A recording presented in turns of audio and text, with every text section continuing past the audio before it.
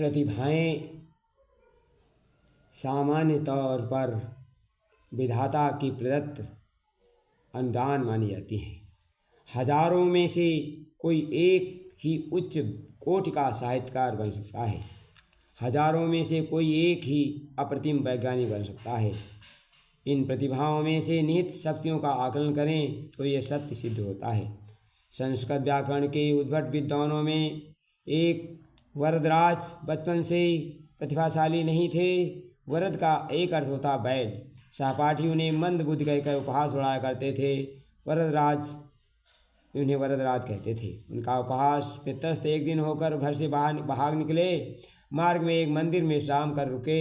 उन्होंने एक टिड्डा देखा जिसकी दोनों टांगें नहीं थी और वो टिड्डा दीवार पर चढ़ने का प्रयत्न कर रहा था। अनेकों बार असफल होने के बाद हार नहीं मानी, अंततः दीवार पर चढ़ गया। वरदराज ने इस जीवन शिक्षा ली और निर्णय किया अब समस्त मान शक्तियों को केंद्रीभूत करके संस्कृत के प्रकांड विद्वान बनेंगे।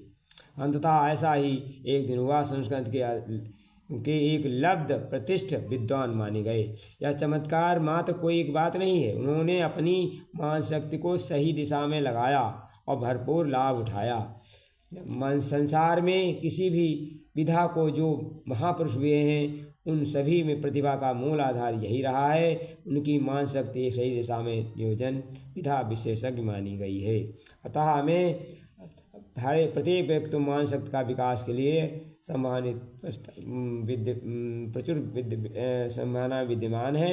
हमें उन ओर प्रयास करना चाहिए। धन्यवाद।